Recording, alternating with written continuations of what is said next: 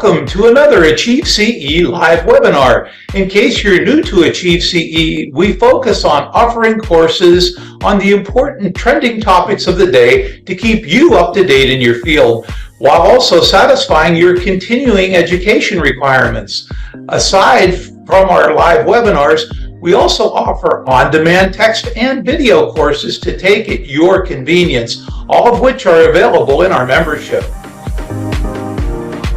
The last few minutes of this webinar will be dedicated to a live question and answer session with the instructor. Please feel free to enter your questions or comments into the chat during the presentation, and they will be responded to by the instructor at the end. At the end of this webinar, you will need to complete a survey and enter the provided code to receive course credit. Once you've completed this course, your credits will be reported to CE Broker and CPE Monitor within 24 hours, and a certificate of completion will be given. With no further ado, I'll go ahead and pass it to today's instructor.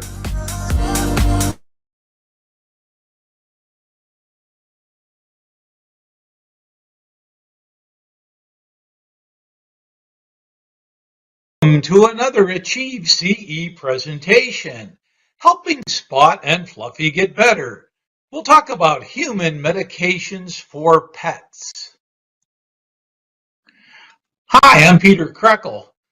I'm AchieveCE's ACP administrator and also a unique breed of community pharmacist. I've practiced independent community pharmacist for my entire 40-plus year career.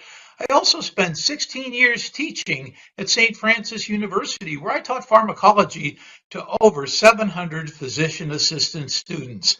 I taught everything from antibiotic therapy to OBGYN. So I've had a whole lot of practice with general medicine. This is something different, though, this venue that we're going to talk about now. This activity was developed by AchieveCE, and it is free of any commercial support. I, Peter Kreckel, the faculty for this educational event, have no relevant financial relationships with ineligible companies to disclose, nor does Jamini Patel, MBA, who's the planner of this educational event. She also has no relevant financial relationships with ineligible companies to disclose. Let's review our learning objectives. Upon completion of this course, the participants will be able to review common medical conditions experienced by cats and dogs. We'll also be able to describe the use of human medications that can be used for both cats and dogs. Well, let's take a look and see who has pets like Spot and Fluffy. In 2022, 70% of the households have a pet. In 2019, 67% of households have a pet. And in 1988, 56% of households have a pet. So you see, more and more households are keeping more and more pets. We can look at the total industry expenditure in billions, and I'm not going to read all these numbers, but suffice it to say, in just a 10-year period, the expenditures went from $53.3 billion in 2012 up to $123.6 billion in 2021, doubling the amount of money spent on critters like Spot and Fluffy. The number of pets that people have in millions, well, the dogs seem to be leading the pack. There are 69 million dogs, 45.3 million cats, 11.8 million freshwater fish, 9.9 million birds, 6.2 small animals in the millions. There's 5.7 million reptiles, 3.5 million horses, and 2.9 million saltwater fish. You can see that we love our pets, from the four-leggers down to the swimmers. Well, let's take a look at Spot and maybe his cousins as well. The size, the canine body weights, they range a lot, from 4 pounds for a little Chihuahua. That's less than a bag of sugar, to over 200 pounds for a Great Dane, St. Bernard, and Irish Wolfhound. So you see, there is a colossal variation just in the sizes. As far as breeds go, there's over 400 breeds of dogs recognized worldwide. There's 156 breeds recognized by the AKC, the American Kennel Club. And although most modern canine breeds have existed for fewer than 400 years, each has its own distinctive genetic characteristics. While only 5% to 10% of human genetic variations have been shown to be associated between the populations or races, 27% of the genetic variation in dogs is associated with differences in breeds of dogs. Oh, what else can we say about Spot that all the differences occur? Let's look at age. And I think most of us have always heard that whatever the dog's age is, multiply it by 7, and that gives you kind of what an equivalent human age would be. And that's not truly the case. It's not really accurate, the old age times 7. Dogs really develop very quickly their first 2 years of age, and then it levels off. The best equation that I could find was for the first 2 years, you multiply it by 10.5, and after that, multiply the succeeding years by 4. So if Spot's 8 years old, we would say 23 plus 24 is 47 years old, would be equivalent human years rather than 56.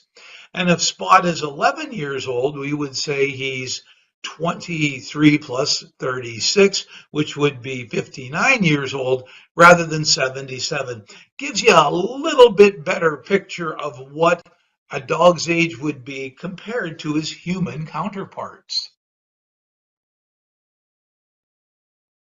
Well, as we said about Spot and his dog friends, they have different genetics, that 27% genetic variation that we were talking about. They also have different disease risks as well. Boxers, for example, have significantly greater risk of developing malignant melanoma. Chihuahuas rarely presents with malignant melanoma. Great Danes and Mastiffs, Bernese Mountain Dogs, and Irish Wolfhounds are all at risk for osteosarcoma, those big species of dogs. And what about greyhounds? They have a higher resting blood pressure. Cairn Terriers have a lower LDL and a higher HDL than other dog breeds. Beagles have a higher rate of idiopathic familial hyperlipidemia. The Japanese Akita, they have more potassium in their red blood cells. Plasma creatinine values tend to be higher in large dogs over 30 kilograms as compared to the small dogs that are less than 10 kilograms. So it's important for us to realize that just because it's a dog, there might be a lot of variation between the breeds. And that's why it is so important for our veterinarians to understand all of these differences as well. All right, Spot has a friend, Speedy the Greyhound. Let's look at the differences between Spot, who we'll call a generic dog, maybe a shelter dog, versus Speedy, a pure breed greyhound. Look at the red blood cells. Spot's going to have 5.5 to 8.5% versus the 7.4 to 9 for Speedy the Greyhound. Look at the hemoglobin. For Spot, 12.0 to 18 would be a normal hemoglobin, but for Speedy the Greyhound, 19 to 21 would be normal. You would almost look at that panel and say, I wonder if Speedy has a blood cancer, but that's not the case. This is just normal genetic variation. Hematocrit, Spot's going to be between 37 and 55. Speedy would be over 55 and maybe up to 65. White blood cells, of course, Spot has a lot more white blood cells than Speedy the Greyhound does. And when we look at platelets, we're going to see that Spot, the generic dog, has a lot more platelets per milliliter, of course, than Speedy the Greyhound would. And creatinine, we can see that Spot's between 0 and 1, whereas Speedy the Greyhound, 0.8 to 1.6 would be considered normal. And even thyroid, we can see that the T4 levels, 1.52 to 3.6 for Spot, our generic dog, versus 0.5 to 3.6 for Speedy the Greyhound. Isn't it amazing the genetic variations between dogs, especially the greyhounds? Well, let's talk about Spot's housemate named Fluffy. Fluffy is not a dog. Fluffy is a cat. Fluffy is different than Spot. Cats lack that major phenol UDP gluconyl transferase, UGT enzymes as we call them, including the UGT1A6 and the UGT1A9, that glucuronidase, acetaminophen, aspirin, carprofen, and propofol. Fluffy disposes these drugs a lot more slowly than Spot does. He has less of the UGT enzymes. Peroxicam or feldine, which is metabolized mainly by oxidation, is eliminated more rapidly in cats as compared with dogs and humans. So I have on here some half-lives for you just to show you the differences between Fluffy and Spot and even Pete the human. For the half-life of aspirin, it's 22 in a cat, it's 4.5 in a dog, and for Big Pete, it's 2.3. Acetaminophen for Fluffy the cat would be 5, for Spot the dog, 1.1, and for Pete the human, 2.6 would be the half-life in hours. Carprofen for Fluffy would be 18, for Spot would be 12, and for Pete would be 12. And for peroxicam or feldine, you can see that the cat wins this race. Fluffy is able to burn up peroxicam a whole lot faster than Spot the dog with a 40-hour half-life versus Pete the human with a 47-hour half-life. Well, let's take a look at some vital signs that you know your veterinarian's paying attention to for Fluffy and Spot. As far as the temperature goes, Fluffy the cat, for you cat owners, you know they're a lot warmer when they lay on your lap. Fluffy the cat's temperature will be between 100 and 103, while Spot the dog will be 99.5 to 102.5. For the pulse, it depends on the age of the animal as well as what breed is it. For the cats, 130 to 140 for a young cat and 100 to 120 for an older cat. As far as the dogs go, 110 to 120 for a young dog and 80 to 100 beats per minute for an older, larger breed. For respiration, it'll be 20 to 30 breaths per minute for a resting cat and 15 to 30 for a resting dog. Normal estrus for a cat is 4 to 12 months. For Spot the dog, it'll be 7 to 9 months. Normal gestation, how long do we carry the little kitties inside of us? 63 days is a normal gestation for a cat and 63 days roughly for a dog. For the blood pressure, to keep organ damage to a minimum, you want to keep Fluffy the cat at 150 over 95 or less. And for Spot the dog, 150 over 95 or less, the same as a cat, to minimize any organ damage. So let's take a look at some of the more common diseases for Fluffy and Spot. Well, for Fluffy the cat, vomiting, feline lower urinary tract disease, fleas, tapeworms, diarrhea, and eye problems are all the most common ones that plague our cats.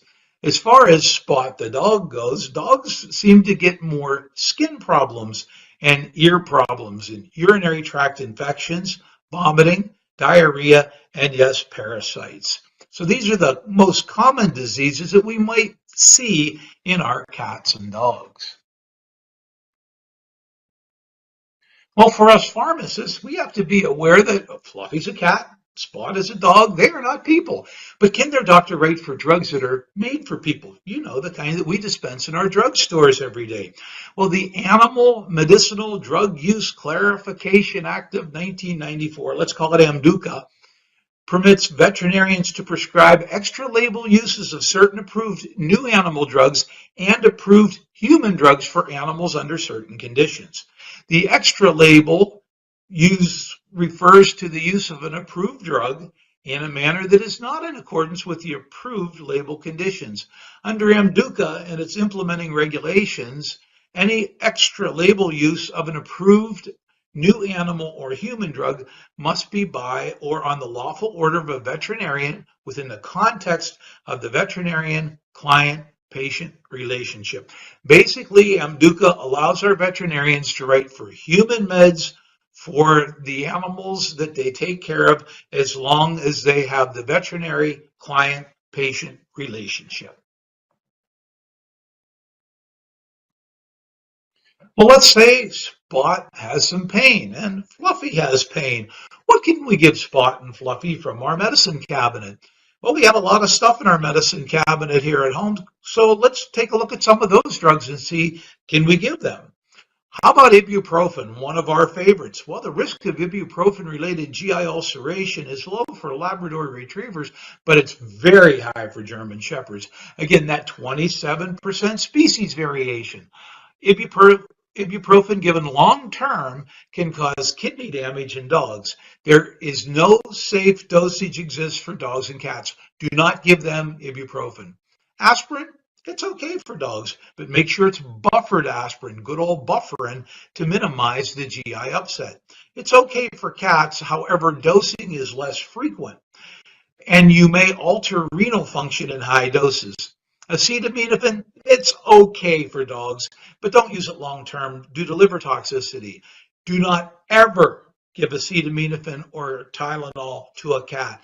It is lethal. One dose, depending on the size of the cat, can kill a cat. And naproxen, use it only if other NSAIDs are not effective. Do not make naproxen or Aleve your first line choice for treating pain in dogs and cats. Let's take a look at drugs for pain management. How about acetaminophen? Already we said that's toxic to cats, and then this is the dose for the canines, 10 to 15 milligrams per kilo every 12 hours. However, don't use it long term because of the potential for liver toxicity. The aspirin dose that we were talking about is 10 to 25 milligrams per kilo every 8 to 12 hours for Spot the canine, and 10 to 15 milligrams per kilo every 24 to 72 hours. So you see, you can give aspirin to a cat, however, you cannot give it nearly as frequently. Etodolac or Lodine, 10 to 15 milligrams per kilo once a day for the dog. However, Etodolac is toxic to cats. For meloxicam, and this is probably about the only NSAID that we should really be dispensing to our four-legged friends. Meloxicam, 0.2 milligrams per kilo the first dose, and then 0.1 milligrams per kilo thereafter.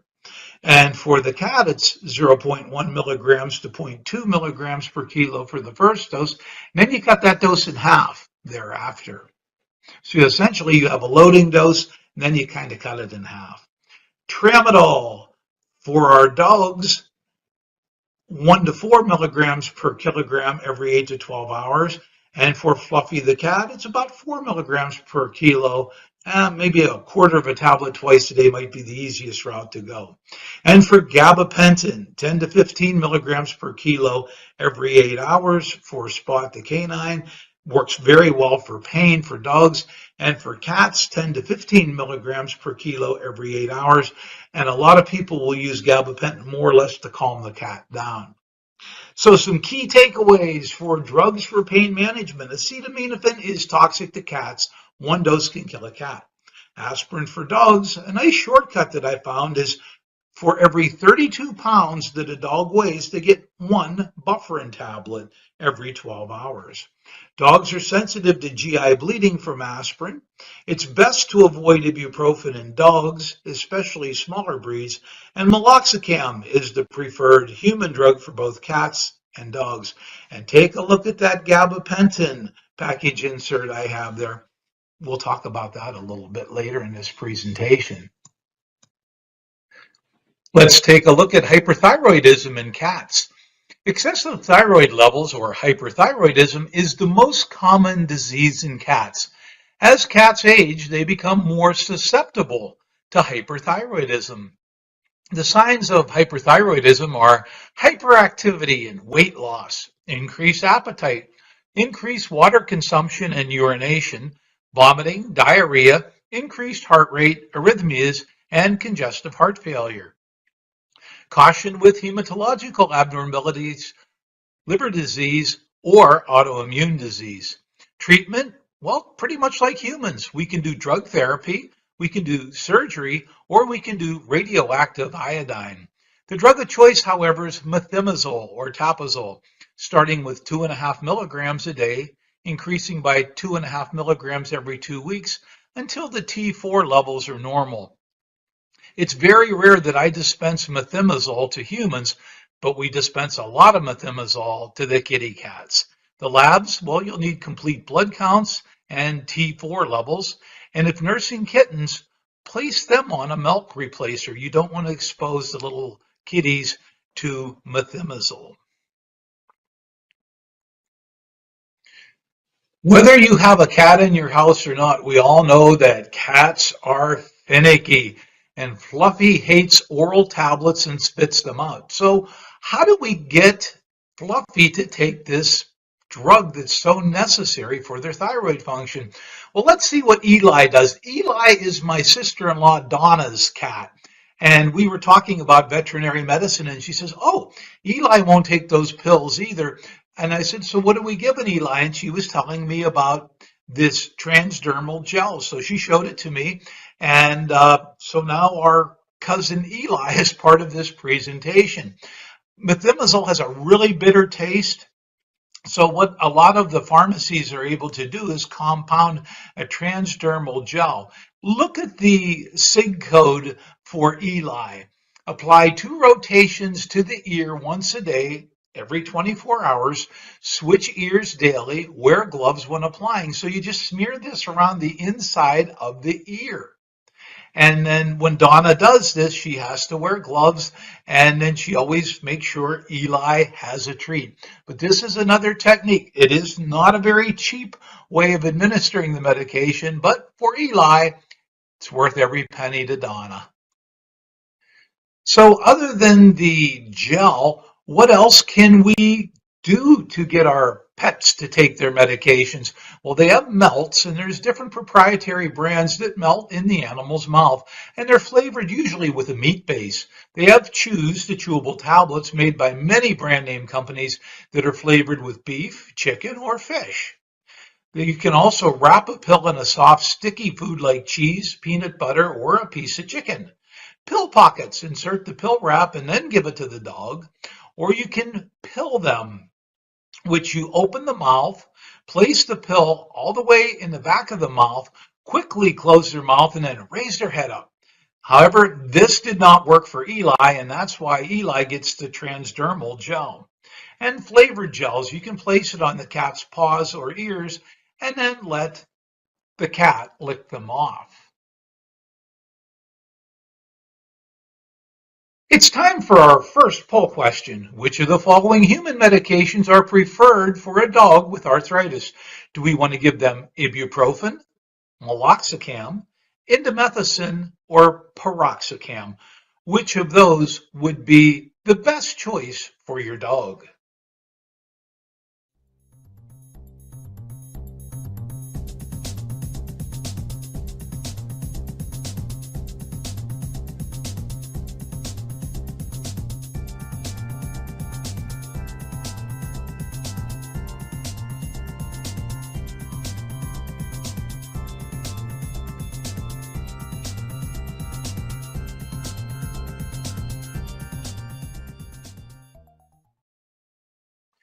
And the correct answer for our first poll question, which of the following human medications are preferred for a dog with arthritis?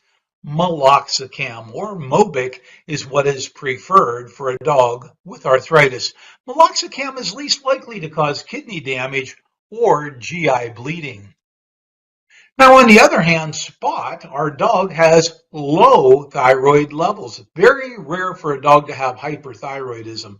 Most commonly, dogs have hypothyroidism or a low thyroid. More common in medium and the larger breed dogs and even middle-aged dogs. And the symptoms very much like humans. Lethargy, inactive behavior, mental dullness, dry or lusterless hair coat. They're intolerant to the cold. They have hair loss and excessive shedding. They gain weight, and the clinical signs are slow and progressive, very much like they are in humans. The alopecia is non-pruritic. It does not itch. They just have hair loss. Usually you're going to see that hair loss in the friction areas. The alopecia is bilateral, it's symmetrical, and it's truncal. 80% of hypothyroid dogs also present with hypercholesterolemia. Also, they will have high cholesterol levels. Well, we're going to treat Spot in the very same way that we treat us humans. They have a high TSH level, high thyroid stimulating hormone level, in conjunction with a low T4 level. That's a strong indicator of hypothyroidism. Usually the TSH is more or less a screening tool, and then they will drill down further by measuring those specific hormones, usually T4. The treatment of choice, just like us humans, is levothyroxine. However, they use a lot higher doses, especially in the larger dogs. They'll do 18 to 22 micrograms per kilogram every 12 hours. And when we think most of us humans, usually start them on levothyroxine 50 micrograms. And if they're elderly or have any cardiovascular issues, you're going to start them on 25 micrograms for the whole human, or even 12.5. Whereas with dogs, 18 to 22 micrograms per kilogram. So if you have a 66-pound dog, you're going to be dosing them with levothyroxine 200 micrograms. You know those bright pink ones? 3 tablets every 12 hours.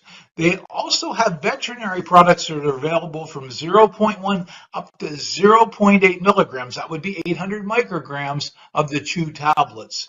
The cat dose, again, we said it's very rare to see hypothyroidism in a cat, but that's 10 to 20 micrograms per kilogram, and we adjust the dose accordingly. However, it is very rare to see that condition in cats.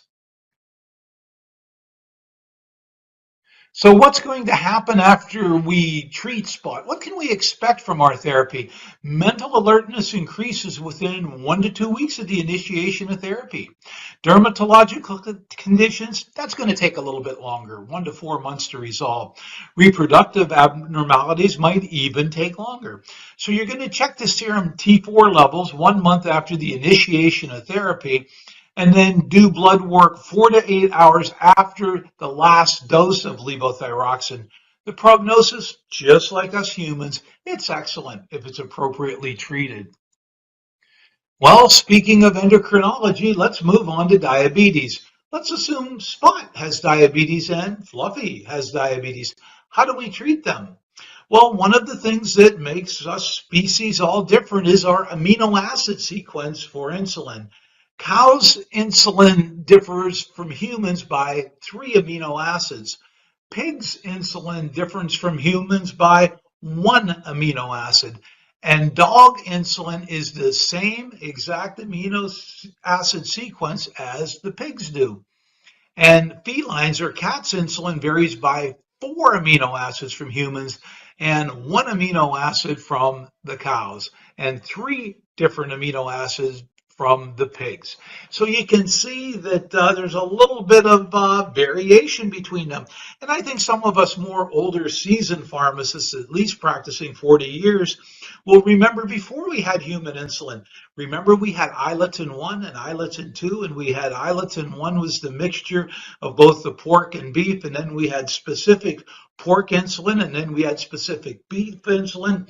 We had NPH, we had PZI, we had lente, semi-lente, ultra-lente. We also had regular insulin. So we have lots of different flavors of insulin in our refrigerator.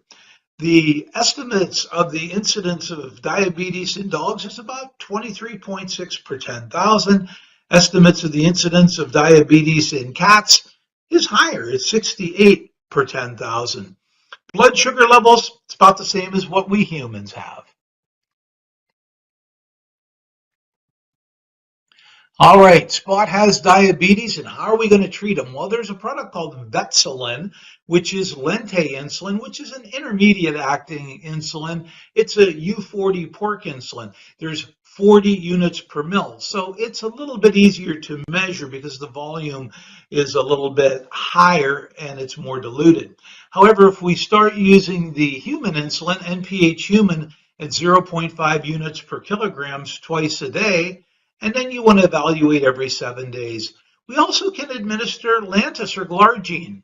Like the humans, you take that total NPH dose, reduce it by 20% because you're doing it twice a day, and you administer the injection subcutaneously 2 to 5 centimeters, about 3/4 of an inch to 2 inches from the dorsal midline, varying behind the scapula to the mid lumbar region on alternating sides.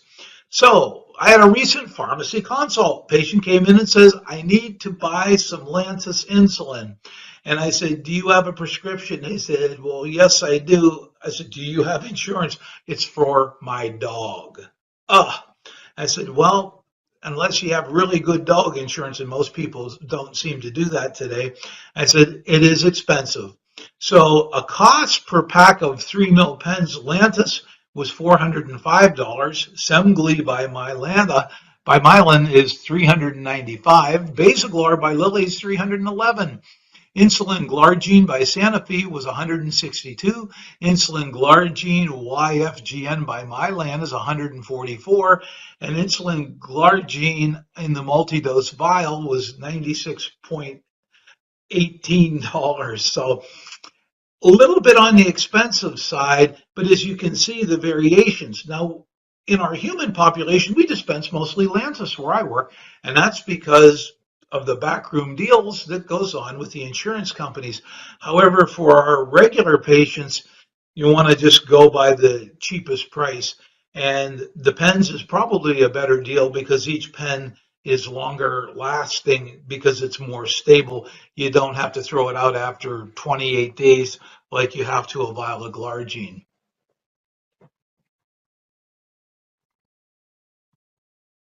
So Fluffy has diabetes. How do we treat the cats? Well, we can use Vetselin, which is that Lente U40 dosed in 2 units every 12 hours, or Lantus glargine, which is we all know is the peakless insulin, can be dosed 2 units subcutaneously every 12 hours. Other things to note: avoid soft foods as they might cause excess postprandial blood sugar levels, faster absorption of the sugars out of the food. You'll have a 70 to 100% remission rate. And just like humans, gradual rate reduction will definitely help this condition. For thin cats, give them a high protein, low carb diet that they will consistently eat. Neuter your female cats when stable, as the progesterone during estrus may make blood sugars harder to manage. And some cats, they might recover and relapse later. The prognosis is good, and your cat with diabetes should have a normal lifespan. So, can we get away with treating Fluffy's diabetes with oral medications? What if we don't want to use or need insulin? Well, the oral meds have shown very inconsistent results. Metformin can be used for certain cats. The dose is 5 milligrams per kilo. It's described as a relatively investigational drug. They have to have detectable levels of insulin for metformin to work. And if you do put a cat on metformin, you're going to be using 5 milligrams per kilo twice a day. Glipizide might be useful with dietary therapy, starting with 2.5 milligrams twice a day with meals. You might need to increase it to 5 milligrams twice a day. Glyburide, the dose is 0.625 milligram, which is half of a glyburide 1.25, the lowest human dose, and use that only if you need once a day dosing. And acaribose, good old acaribose can be used. Remember, that blocks the conversion of the oligosaccharides. So acaribose or Precose, 12.5 milligrams by mouth every 12 hours.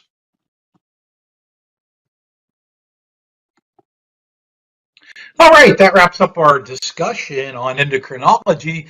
Let's move on to psychology. Well, I have to go to work and Spot misses me. Spot is scared. Spot is mad. Let's talk about separation anxiety. So here are the basics of separation anxiety in pets.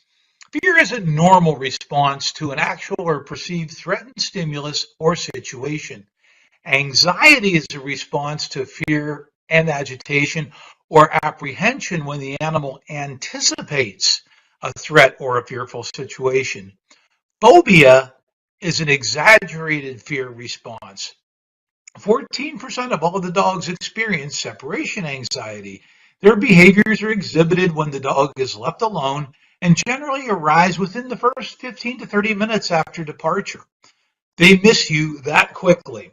Well, here's what the ASPCA says. Give your dog at least 30 minutes of aerobic activity, for example, running and swimming every day. Try to exercise your dog right before you have to leave him by himself. And this might help him burn up some energy, help him relax and rest while you're gone. Play some fun, interactive games with your dog, such as fetch and tug of war. Get him exercised out before you're ready to leave. Well, if those recommendations don't work, well, we always have medications that we can use. So let's look at some of the drugs we can use to treat spot for separation anxiety. Clomipramine or anafranil, and I think many of us seasoned pharmacists remember when that drug first came out. That was the first approved drug for obsessive compulsive disease. Today, everybody says, I have OCD. I have to make sure that the doors are locked. Well, the company that made anafranil, and it was Ciba-Geigy back then, had to go around and train everybody on what OCD is in humans. So for dogs, we can use the anafranil or clomipramine. It's called Clomicalm, and it's approved for dogs over 6 months of age. The dose is 2 to 4 milligrams per kilo. It must be given every day. This is a maintenance dose. At a dose of 1 milligram per kilo every 12 hours, clomipramine increases passive behavior and decreases pacing, scratching, and whining of dogs with separation anxiety in the absence of their owners. The next option is going to be Prozac or fluoxetine, something that we dispense a whole lot. I think that's in most of our fast-moving sections at the drugstore, and that dose is 1 to 2 milligrams per kilo per day. This is only given once a day as a single dose as a maintenance dose. Alternate therapy could be amitriptyline or alprazolam. Crating is not recommended unless previously crate trained because of the potential for self-injury. It is raining. Spot is inside. It begins to thunder. Let's talk about treating Spot for thunderstorm phobia. The treatment, well, obviously all meds are used off-label for thunderstorm phobia. Buspirone and SSRIs require 2 to 4 weeks to see effectiveness, so give daily during the storm season to control anxiety. And because they take 2 to 4 weeks for effectiveness, you might want to start them even earlier. Benzodiazepines, they work, but they're only for acute short-term anxiety control. And use benzos with caution in cats and aggressive dogs, because what this does is this disinhibits them.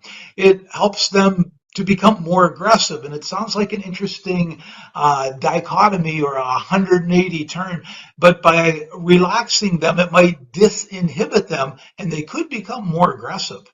You want to avoid tricyclic antidepressants in breeding males, patients with seizure disorders, cardiac disease, diabetes mellitus, glaucoma, and thyroid disease. So there's not a whole lot of treatment options for thunderstorm phobias. Let's take a look at some non-pharmacological treatments for thunderstorm phobia. We'll do the obvious first, right? Bring Spot inside if he's outside, and provide some background noise, maybe a loud television, a radio, a fan, or even just white noise. Offer Spot a safe place, such as a bathtub or a laundry basket or an open closet, place that he can feel protected and safe. And if possible, have the owner present. Treatment can be challenging and requires intensive follow-up in some dogs. And other stimuli that cannot be controlled, changes in barometric pressure when those big storm fronts come through, especially where we live, especially in the summertime. Ionization and lightning can all make this desensitization difficult. Let's take a look at the pharmacological treatment of thunderstorm phobias. How can we treat, let's say, Spot, our dog, and Fluffy, our cat? So here we have the maintenance treatments, and I have all the doses here. And again, I'm not going to read all of the milligrams per kilograms. We have fluoxetine, we have Paxil, which we know is a little bit shorter acting, amitriptyline, Buspar, and trazodone. Make sure that those are all, again, meet those parameters, no cardiac side effects or breeding animals, what we listed on the previous slide. For treatment of panic, that immediate treatment, we have Xanax, we have clonazepam, and we have diazepam. And when you look at clonazepam, every 12 hours, just like we do in the humans. What do we do when Spot and Fluffy get an infection? What can we give them? Well, we have lots of doses here for the dogs and cats, but pretty much stuff that's in our pharmacy already. We have amoxicillin, augmentin, azithromycin. You can see azithromycin, 5-day course, just like us humans. Cephalexin, ciprofloxacin can be used. Clindamycin, erythromycin, metronidazole, nitrofurantoin, penicillin VK, and even trimethsulfa. So pretty much the antibiotics we use for the humans, we can use for dogs and cats. And it's interesting how similar their dosages might even be for a lot of these drugs. I encourage you to print out the next 3 slides and have them readily available, especially at Easter time. Spot ate chocolate. Bad Spot. Chocolate ingestion. When do we call the vet? When is it necessary to call the vet if our dog eats some chocolate? Did they eat a Hershey Kiss or did they eat a whole bunch of Baker's chocolate? Well, the toxic compounds, theobromine and caffeine in chocolate toxicosis are readily absorbed from the gastrointestinal tract and very widely distributed through the body. You have to know what kind of chocolate did the dog ingest. The toxic dose for caffeine and theobromine in dogs is 100 milligrams per kilo. So I have this all broken down for you here for milk chocolate, dark chocolate, and baking chocolate. And you can see the caffeine content in baking chocolate is significantly higher than it is for milk chocolate, what most of your Easter rabbits are made out of. And the same for theobromine. So we want to know and ascertain what kind of chocolate was it that the dog ate. If somebody said, my dog ate some chocolate, what should I do? You got to figure out, well, what kind was it? The half-life of theobromine is 17.5 hours in dogs, and the half-life in caffeine is 4.5 hours in dogs. So that's a good guide to start with. So I created this slide to just show you the differences in what 100 milligram per kilo of body weight looks like and how much the dog would have to eat. So if you have a 40-pound dog and he eats white chocolate, he's got to eat 500 pounds of it, which we know there's very little caffeine and theobromine in white chocolate.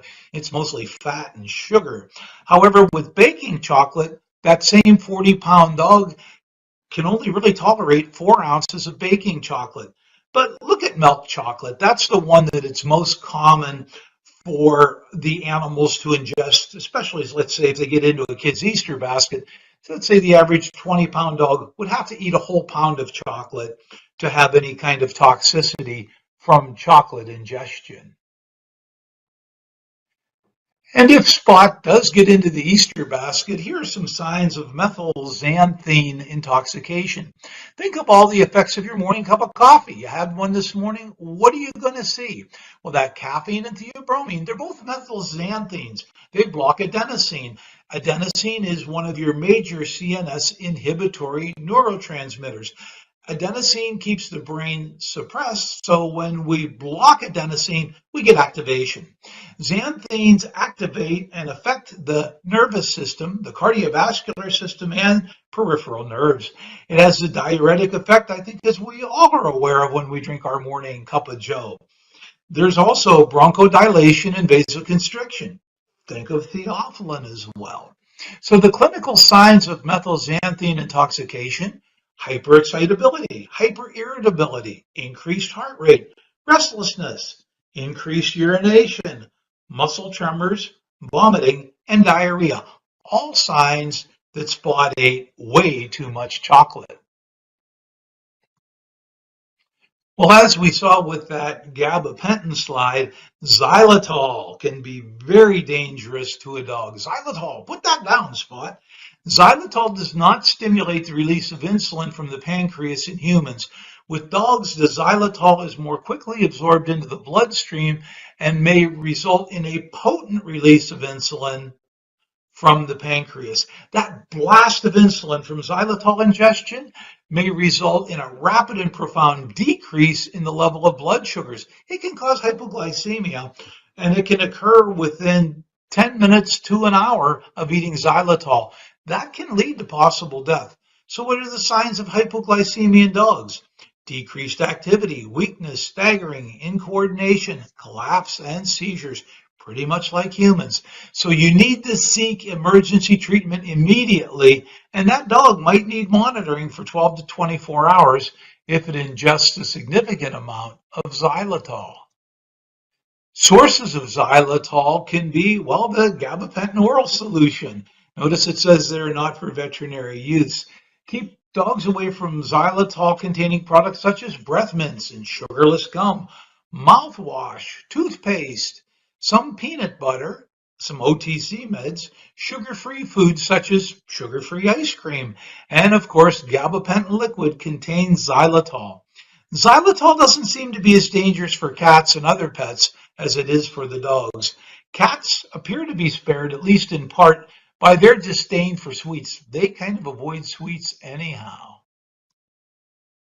Some other human foods that can cause problems for our little critters at home. Spot ate grapes and raisins. Consuming grapes and raisins in dogs causes renal insufficiency or renal failure due to tubular necrosis. So it can really damage our dog's kidneys. They usually develop vomiting within 24 hours of ingestion. Toxic doses, if they eat raisins, 2.8 to 9.6 grams per kilogram, or grapes 11 to 31 grams per kilogram. The treatment approaches induce emesis with apomorphine or hydrogen peroxide. Treat with activated charcoal, fluid diuresis, or diuretics if oliguria or anuria develops. Some other things around our home that can be toxic. The top 10 dog poisons, well, we talked about chocolate. Mouse and rat poisons, many times they contain anticoagulants, anti-inflammatory medicines for dogs, xylitol, grapes and raisins, antidepressants, acetaminophen, vitamin D, stimulant medications, and fertilizers can all cause problems for our dogs. For the cats, the lilies, the lilium species can do that. The spot-on flea and tick medication for dogs can cause problems for our cats. Household cleaners, antidepressants, essential oils, anti-inflammatory medications, those rodenticides, those anticoagulants, as well as stimulant medications, onions and garlic, and vitamin D overdose can all be poisonous to the cats. And here's another excellent slide for you to print out if you are a pet owner. For an excellent list of plants that should be avoided with pets, consult this FDA website that we have here. In the event of an actual poisoning, call the Pet Poison Helpline, and there's a number posted as well as the website. It's now time for our second poll question. Which of the following drugs are the best choice for maintenance treatment for a dog with separation anxiety? Is it bupropion or Wellbutrin, dexmethylphenidate, which is Focalin, clomipramine, anafranil, or benztropine or congestin? Go ahead, key in your answer now.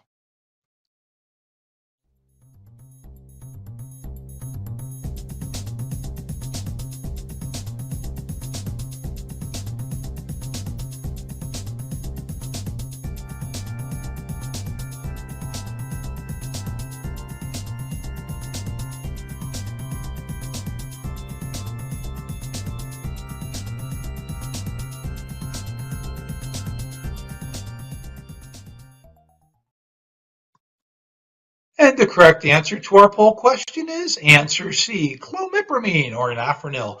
Clomipramine was the first drug approved for dog separation anxiety. It's sold as Clomicalm for veterinary use. As we said in an earlier slide, dogs can really be affected by pruritus or itching, and that's a sensation that provokes the desire to scratch, rub, chew, or lick, and that indicates inflammation of the skin due to a variety of sources. It can be caused by parasites, allergic reactions, bacterial, fungal, seborrhea, or other dermatoses. Topical treatment therapies could be colloidal oatmeal, which takes about 2 days to get your maximum effect. Lime sulfur, but that can stain and has a pretty nasty odor. It is antipruritic, antiparasitic, antifungal, and antibacterial.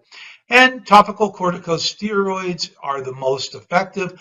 Hydrocortisone over the counter, just not potent enough.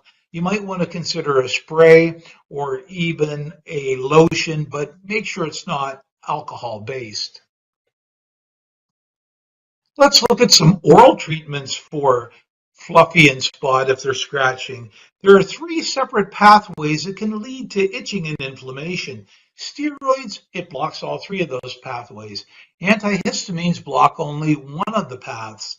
And tricyclic antidepressants like Elavil are potent antihistaminic actions in dogs. I have the dose here for hydroxyzine.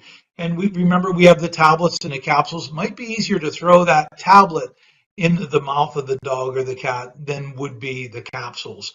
Hydroxyzine or Atarax, I have the dose there for you.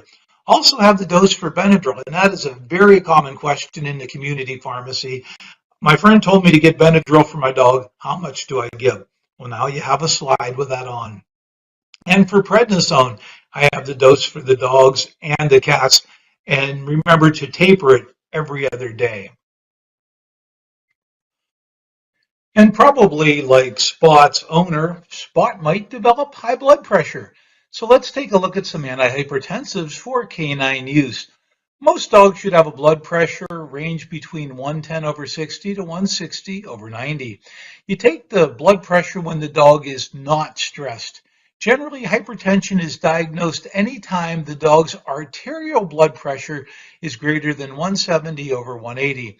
It's most commonly seen in dogs with diabetes. Let's take a look at some of the drugs we can use. We can use amlodipine or Norvasc, a calcium channel blocker. Another calcium channel blocker we can use is diltiazem or cardizem. ACE inhibitors, enalapril and benazepril, that would be Vasotec or Lotensin, are the drugs of choice. And I do have the doses listed there. Beta blockers, caution with beta blockers, they can worsen the bronchial disease and congestive heart failure. Watch for second and third degree AV block. We can use propranolol or atenolol are the beta blockers of choice for dogs. Well, what if our cat Fluffy has high blood pressure? Most house cats should have blood pressure in the range of 110 over 60 to 160 over 90. And you want to take the blood pressure when the animal is not stressed.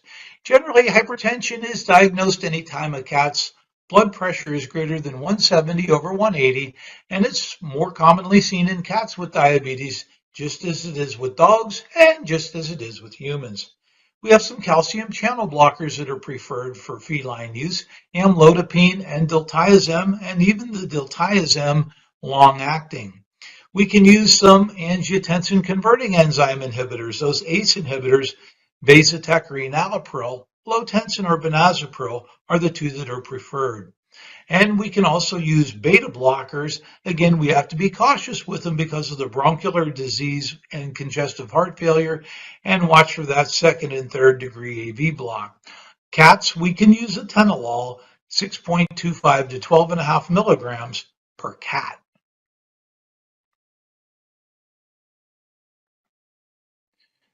We have some novel uses for human meds in veterinary medicine. Revia or naltrexone can be used for treatment of self-mutilating or tail-chasing behaviors in dogs and cats.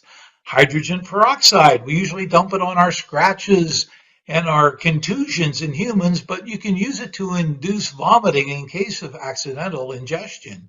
Ethanol, treatment of methanol or ethylene glycol toxicity.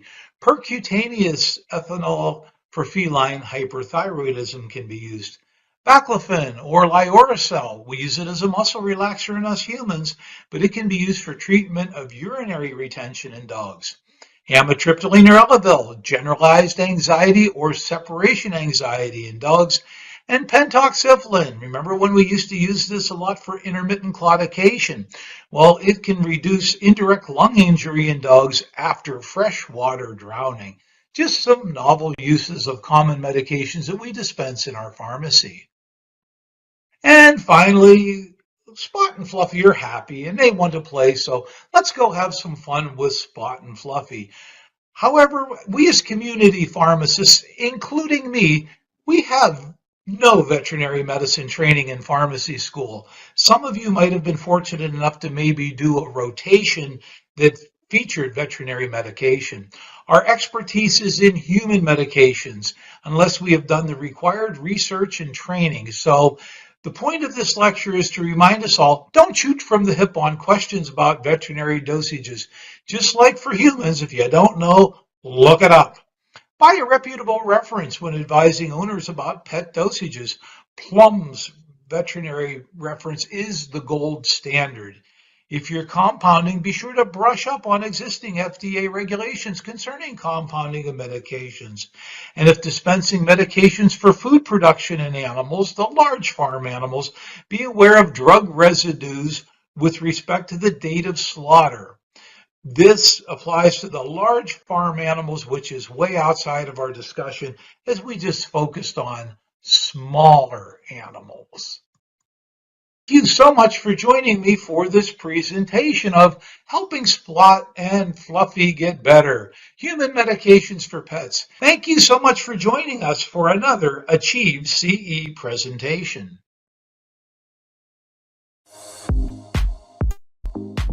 Thank you all for participating in today's live webinar. If you haven't already, please go ahead and enter your questions or comments into the chat box now, and we will do our best to answer as many questions as possible in the remaining time available. To receive course credit for reporting to CE Broker and CPE Monitor, please take note of attendant confirmation code. If you're accessing this webinar from AchieveCE.com, you will need to log in and access it from your user dashboard under My Live Webinars.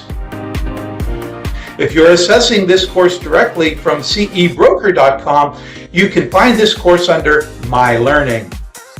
I hope you've enjoyed this latest live webinar and look forward to seeing you soon.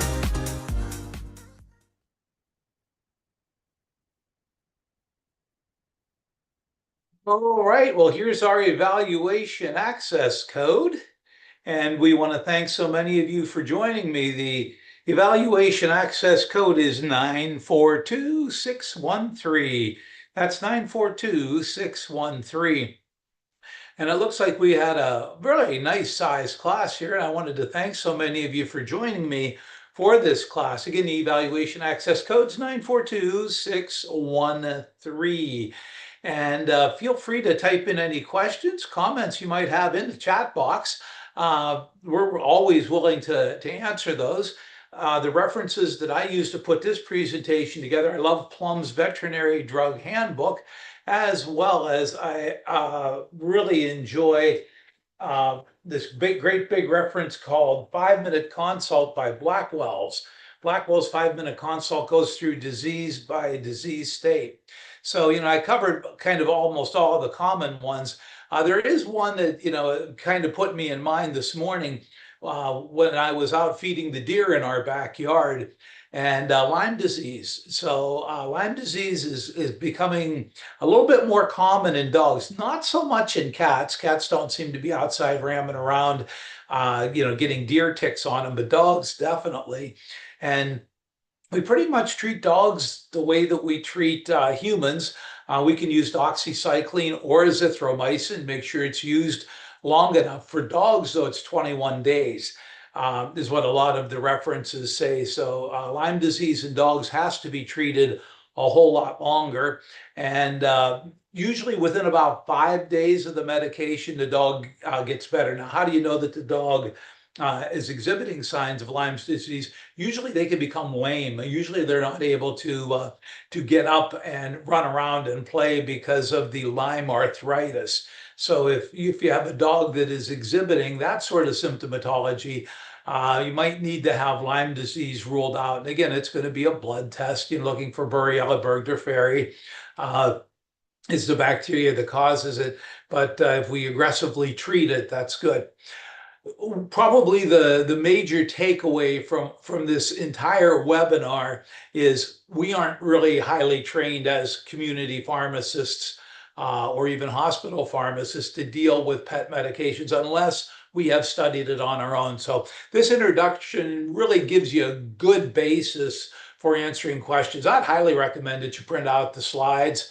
Feel free to steal them and use those references at your store. So when somebody comes in and says, hey, my dog's been itching and scratching and I was supposed to get some Benadryl, how much do I give the dog?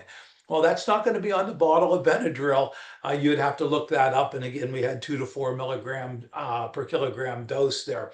So this is a really good reference. This is kind of a fun webinar that you can see how much people are attached to their pets and are more than happy.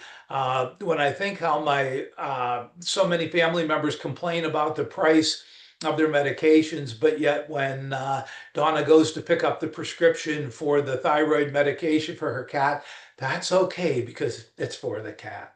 All right, we are after 11 o'clock, and I want to thank so many of you for joining me for this presentation. This is a good, robust webinar for you, and we know there's a lot of places you can get your continuing education, but today we're so glad you chose AchieveCE. Thank you so. Oh, what is given to dog for aggressions? Benzos can make them more aggressive.